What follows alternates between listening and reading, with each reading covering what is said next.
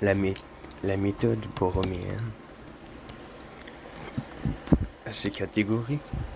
Lacan les a mises à l'épreuve de ce nœud borroméen auquel la mathématique s'était encore peu vouée. Il a fait du borroméen sa méthode analytique, sa méthode pour penser l'expérience analytique, comme Descartes a fait de la géométrie sa méthode pour bien conduire sa raison et chercher la vérité afin de bien penser l'expérience scientifique. Le borroméen est devenu pour Lacan sa méthode d'éveil au réel de l'expérience. Mais ce qui conduit la pensée du borroméen n'est pas un cogito ergo sum, c'est un fudio ergo sequor.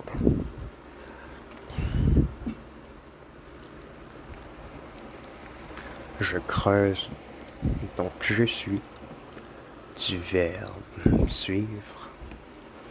Je creuse le nœud, je creuse son réel troué, donc je suis la corde de la structure, je suis le filon du réel, je suis la trace, le tracé du réel du nœud tout entier. En tant que le nœud borroméen tout entier est une écriture du réel, cette méthode a consisté en effet à explorer l'écriture, les écritures des nœuds borroméens pour en creuser le réel.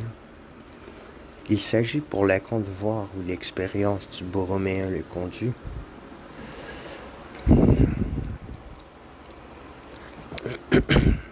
Par son énoncé. C'est ce dont il témoigne dans cette introduction à la publication de RSI. Il affirme que le séminaire borroméen a valeur de contrôle.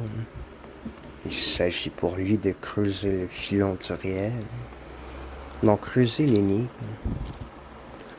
Le 13 novembre 1979, à la veille de dissoudre son école, Lacan déclarait « Je dois dire que le nœud borroméen est une énigme.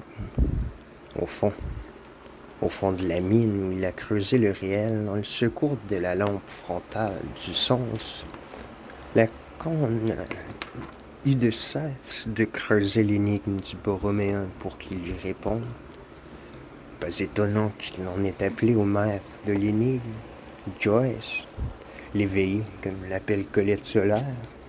Lacan en appelle à celui qui a porté l'énigme à la puissance de l'élan dans Finnegan's Wake pour résoudre l'énigme du borroméen. Et il la résout en réduisant sa réponse à la réponse du symptôme. Je vais donc me centrer sur ce qui s'apprend de Joyce et que j'ai déjà exposé à Naples, à l'occasion de l'hommage à Fulvio Marone que Francesca Tarallo a organisé sur le thème de la leçon de la psychose, qui a réuni plus de 2 personnes dans la très illustre salle des baronnies du match en G1, Château des Rois de Naples.